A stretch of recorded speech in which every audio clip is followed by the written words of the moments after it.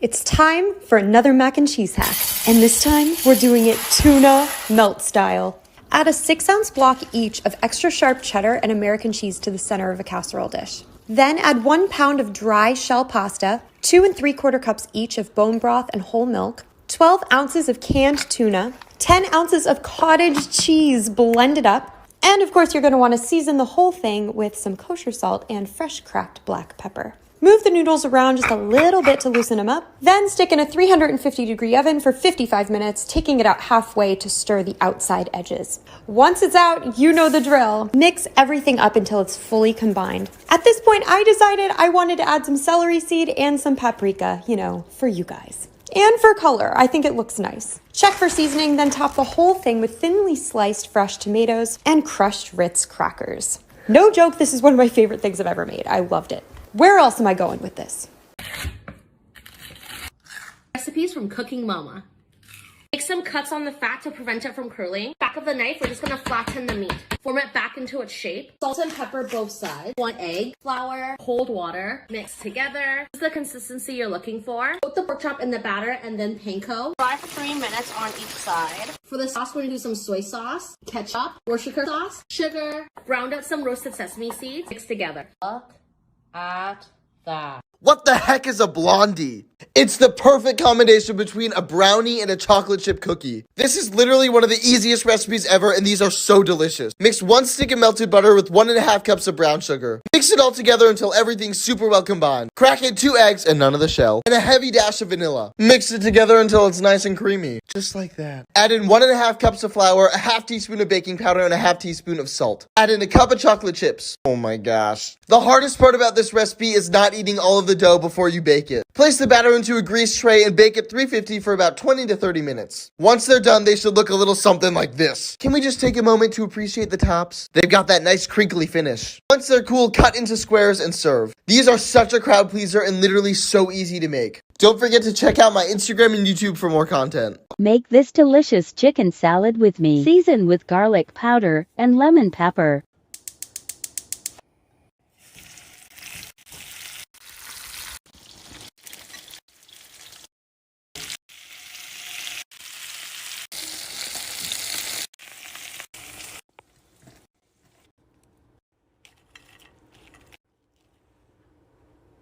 Let's do some cooking.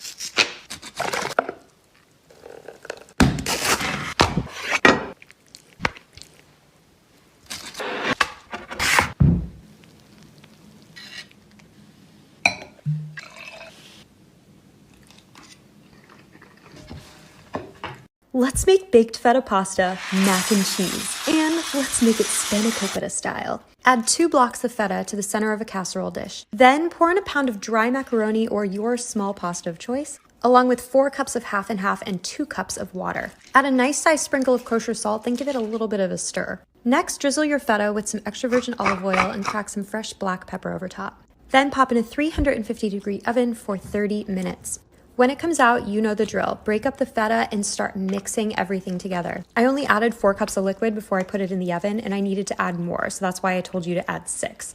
Add 2 cups of Parmesan cheese now, or you can add it at the beginning phase as well. Give that a stir, then add a bunch of spinach. You can add fresh or frozen, just make sure frozen is well drained and warmed up. Next, add your phyllo dough topping. I will show you how to do this in another video. Then just break in and enjoy. Where else can I take this trend? I'm getting married in a few weeks, and here's some of my favorite healthy recipes. Cut your bok choy in half, and if it's really big like this, cut it in half again. In a pot, add in some salt, a little bit of oil, blanch for 3 to 4 minutes. In a pan, add in vegetarian oyster sauce, soy sauce, garlic, sesame oil, a pinch of sugar. Let it simmer for 1 to 2 minutes. Drizzle on the sauce. Look at Let's make chocolate peanut butter s'mores brownies. First, mix your dry ingredients in a bowl. Then mix your wet ingredients in a separate bowl. Then once your wet ingredients are mixed up, add your dry ingredients to your wet ingredients and mix to combine. Once your brownie batter's mixed up, add it to an 8x8 baking dish that's been greased and lined with parchment paper. I added half of my brownie batter first, then a few heaping scoops of my chocolate peanut butter spread, then the rest of the brownie batter topped with some chocolate chips, and then baked at 325 for 40 to 45 minutes. Once it comes out, I can't stress this enough, wait for it to cool completely before adding your homemade marshmallow fluff. Otherwise, it'll kind of melt on top and runneth over like mine did. I also torched the top of mine for that s'mores effect. This was my first time making homemade brownies from scratch, and while they came out a little underdone, I have to say I kind of prefer them that way. Really messy, but really delicious. Happy Mother's Day! How to make the best tender Asian short ribs. Slice up the ribs, 2 to 3 minutes on each side.